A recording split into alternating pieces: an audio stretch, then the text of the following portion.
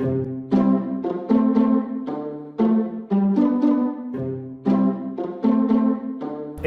libro trata sobre parte del homicidio de Isaac Gamboa Lozano, que fue un funcionario muy importante de la Secretaría de Hacienda en el gobierno de Peña Nieto. Era nada más y nada menos que el funcionario que tenía la función, la actividad de autorizar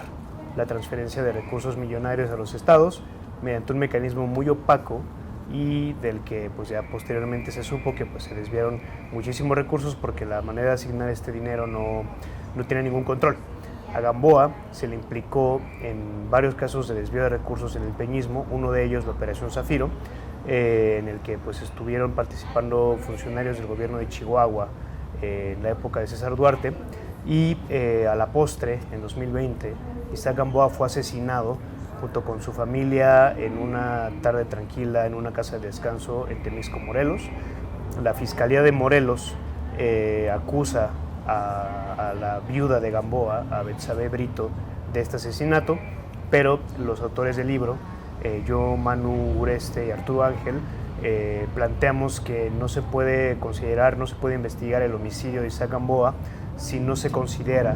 su participación en estos casos de corrupción en el peñismo. Bueno, yo creo que el libro, el caso Viuda Negra, podría considerarse hasta como un thriller policíaco. Es un libro vertiginoso, es un libro que, por lo que nos han dicho ya muchos lectores, se lee de manera muy rápida, porque te va contando cómo sucedió el homicidio de una manera pues, muy respetuosa, pero también muy gráfica, con un ritmo muy rápido. Y al mismo tiempo te vamos contando qué sucedía entre el homicidio, la investigación, el juicio y la investigación de corrupción en el caso de Operación Zafiro. Por lo tanto, yo considero que es un thriller policíaco, pero algo muy importante es que es 100% periodístico, es un trabajo de periodismo de investigación, con documentación, con entrevistas, con acceso a documentos muy importantes que pues, pintan de manera completa este caso tan apasionante que se llama el caso Viuda Negra. Es una figura con la que jugamos nosotros en el libro. La Fiscalía de Morelos inicialmente le llama la apoda Viuda Negra a Betsabe Brito, que es la esposa de Isaac Gamboa, a la que acusa precisamente el homicidio, la acusa de ponerse de acuerdo con un escolta de Isaac Gamboa, que sí termina él participando en este asesinato, y la acusa de planear este homicidio pues, para quedarse con el dinero. Insistimos, somos conscientes de que en México hay una tradición de llamarles viudas negras a las mujeres a las que acusan de homicidios, pero nosotros no respaldamos esta hipótesis. Nosotros en realidad lo que hacemos es revisar la acusación de la Fiscalía de Morelos. Encontramos muchísimas contradicciones, muchísimas inconsistencias que pues, básicamente terminan por cuestionar y por poner en duda la versión de que hubiera sido Betsabe la autora de este homicidio, pero decidimos mantener la figura de la viuda negra como una especie ahí de significante vacío, porque sí creemos que hay otros viudos negros de este asesinato, ¿no? O sea, hay varios exfuncionarios, varios políticos del sexenio pasado, del PRI y del gobierno de Peña Nieto, que pudieran estar muy interesados en el silencio de Gamboa. Es decir, son personajes a los que les convino mucho, les vino como anillo al dedo que Gamboa pues literalmente ya no pudiera decir nada, tomando en cuenta, insisto, la participación de Gamboa en la Operación Zafiro y el hecho de que la Fiscalía de Chihuahua, en los tiempos de Javier Corral, cuando empezó a investigar la Operación Zafiro, pues documentó señalamientos, declaraciones de varios colaboradores, de varios cómplices de Duarte, que señalaban a Isaac Gamboa y al propio Duarte como precisamente pues, artífices de estos desvíos de recursos. O sea, si la Fiscalía, si las autoridades hubieran tenido a Gamboa como un testigo, si hubieran tenido su testimonio, es muy probable que Gamboa hubiera rendido una declaración que hubiera abierto la puerta para alcanzar a peces gordos mucho de más nivel, en este caso de desvío, y no solo como sucedió, pues que solamente allí algunos funcionarios locales del duartismo pues fueron sentenciados y ya purgaron penas en la cárcel, pero ninguno de los jefes jerárquicos de Gamboa, es decir, pues quienes estaban arriba en la jerarquía, el subsecretario de Egresos, Fernando Galindo, el secretario de Hacienda, Luis Videgaray, y el propio presidente Peña Nieto, pues sabemos que de ellos no ha habido ningún llamamiento a rendir cuentas por este caso de desvíos. Yo creo que también uno de los ingredientes elementales de este libro es que, bueno, y el lector lo va a ir descubriendo a medida que vaya leyendo, es que no todo es lo que parece, ¿no? O sea, es un poco como estas novelas de misterio, ¿no? Donde hay detectives, donde hay una clásica femme fatal, donde hay una investigación que no está muy clara si está bien hecha o no, y el lector se va a ir dando cuenta que no todo es lo que parece. Por eso en la llamada Viuda Negra nosotros no estamos tampoco incluso tan seguros de que ella, porque no hay los elementos para decir que fue ella la que lo asesinó, ¿no? Sino que también hay muchas personas que pudieron estar interesadas en el brutal homicidio de este funcionario que con su asesinato pues se perdió un testigo clave en un caso de corrupción tan importante como Operación Zafiro. Yo creo que una de las partes más complejas de esta investigación periodística fue precisamente esto, ¿no? Investigar a la red de empresas fantasma con las que se llevó a cabo el lavado de dinero de más de 5.600 millones de pesos. Por eso decimos que esta fue la mayor red de lavado de dinero en todo el sexenio pasado, que ya es mucho decir, porque es un sexenio donde hubo importantísimos casos de corrupción, como ya mencionó Ceri, como la estafa maestra o los piratas de Borges. Pero esa fue también un poco nuestra gran aportación, ¿no? Esta investigación comenzó con una pista inicial de que 3 empresas fantasma habrían hecho depósitos a la esposa de Isaac Gamboa, que también le compraron alguna propiedad a la esposa de Isaac Gamboa, y nosotros lo que hicimos fue ir tejiendo de esas 3 empresas qué había detrás, y lo que descubrimos fue que al menos la red de empresas era de al menos 30 empresas fantasma.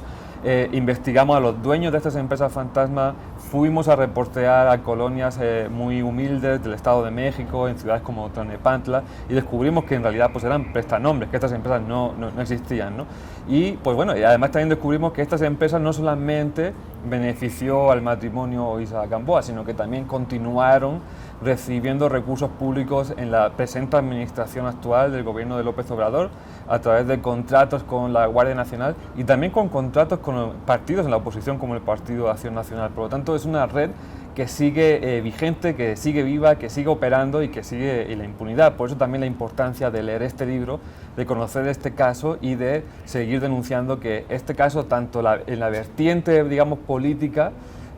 sigue impune, porque el caso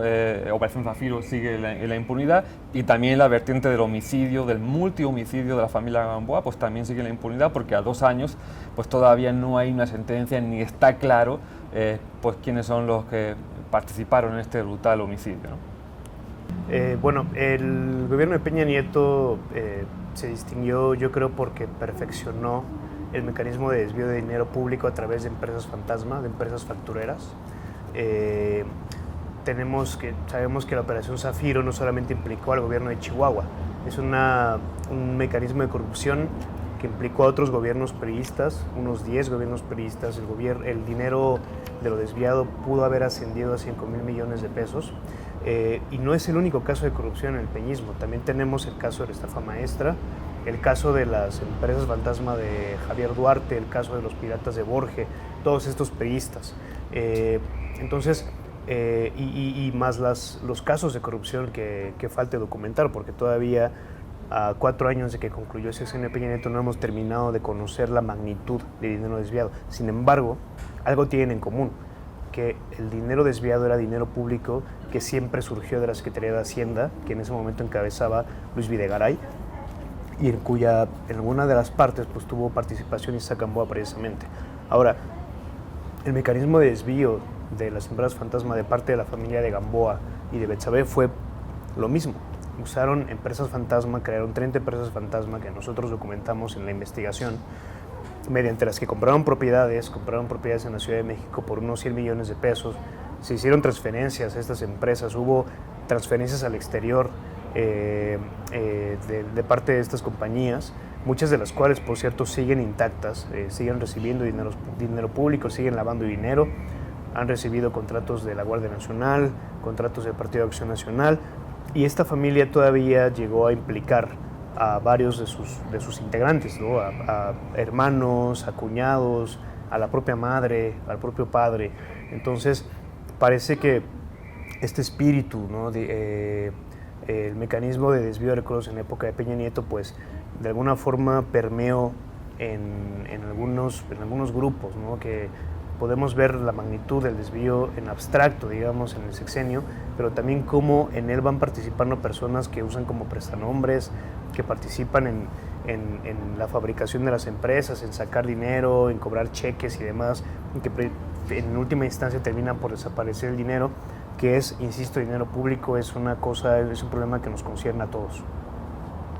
El caso tiene actualidad, sobre todo porque recientemente fue detenido el fiscal Francisco González Arredondo, que fue el personaje que en el sexenio de Javier Corral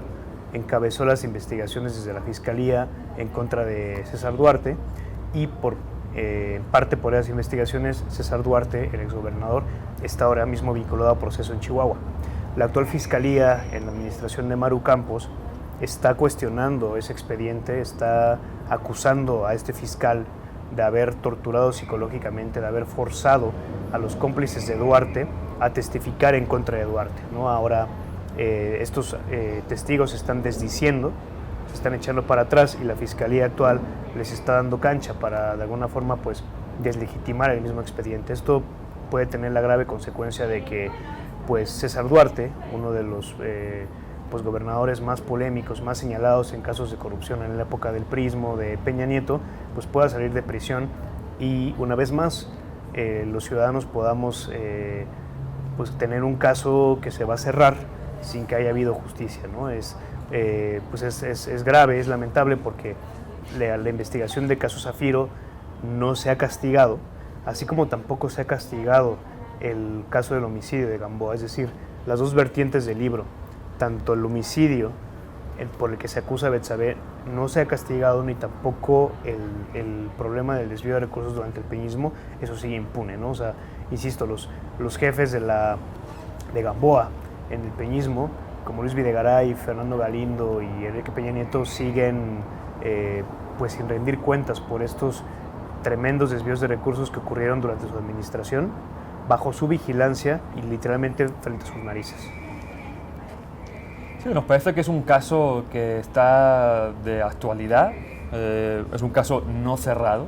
siguiendo en este argot policíaco de thriller, de novela negra. Es un caso que el propio presidente López Obrador ha mencionado en su conferencia mañanera en varias ocasiones, incluso en uno de sus libros, pero sin embargo nos parece que es un caso que está muy, muy lejos de ser resuelto, no solamente resuelto, sino de ser investigado a fondo.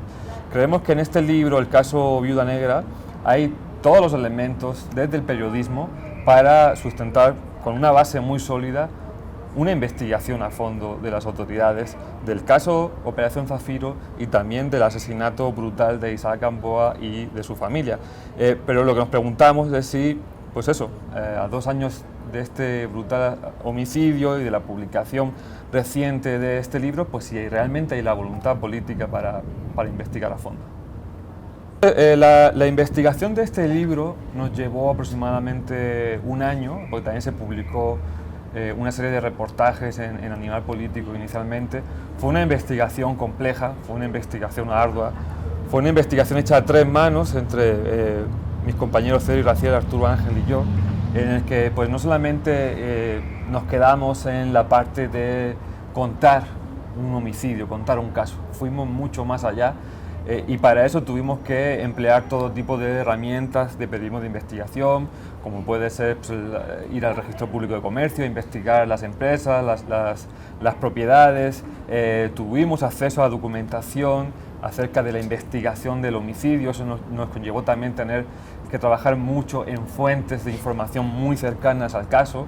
Tuvimos que trabajar también en fuentes cercanas a la investigación financiera. En definitiva, fue un trabajo de investigación muy complejo, muy amplio, que nos llevó, insisto, más de 1 año de trabajo, y que el resultado pues, es este libro que, como decía al inicio, si bien puede asemejarse por el estilo narrativo de un thriller policíaco, un thriller de ficción, a una serie de ficción, es un libro 100% documentado y 100% periodístico lo que tiene el lector entre sus manos.